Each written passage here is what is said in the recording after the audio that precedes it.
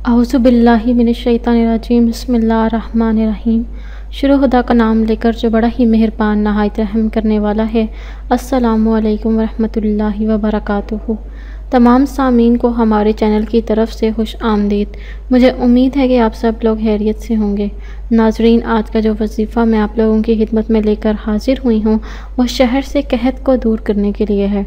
अगर किसी मुल्क या बस्ती में कहत पड़ गया हो और लोग भूख की वजह से परेशान हो तो आप लोग ये वजीफ़ा ज़रूर करें। इंशाअल्लाह ताला आपके मोहल्ले से या आपकी बस्ती से या आपके मुल्क से कहत ख़त्म हो जाएगा। दोस्तों, अगर आपकी ज़मीन किसी वजह से बंजर हो चुकी है और उस पर अनाज नहीं उगता तो आप ये वजीफ़ा करने की वजह से आपके उस ज़मीन से इंशाअल्लाह ताला गल्ले की फरावानी होगी। दोस्तों, वजीफ़ा बताने से पहले मेरी आप लोगों से छोटी सी दरख्वास्त है कि आप मेरी इस वीडियो को लाइक करें और अपने दोस्तों के साथ शेयर ज़रूर करें। शेयर आप लोगों ने इस नीयत के साथ करना है कि ये वीडियो आप लोगों के लिए सदका जारिया और इसाले सवाब का ज़रिया बनेगी। दोस्तों, हो सकता है कि आपके एक शेयर करने की वजह से किसी इंसान की बहुत बड़ी परेशानी या मुश्किल हल हो जाए। इसके साथ साथ आप हमारे चैनल को सब्सक्राइब कर लें ताकि आपको आने वाली हर एक नई वीडियो की अपडेट मिलती रहे।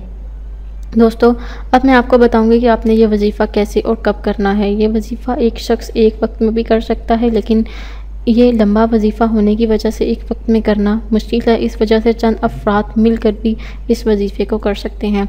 अगर आपके मुल्क में सख्त कहत पड़ा हुआ है और आपको फाके होने का डर है तो चंद अफराद मिलकर सबसे पहले वो दुरूद इब्राहिमी पढ़ लेंगे अव्वल व आखिर 1 मरतबा। उसके बाद वो सूरह ज़ारियात को पढ़ेंगे 70 मरतबा।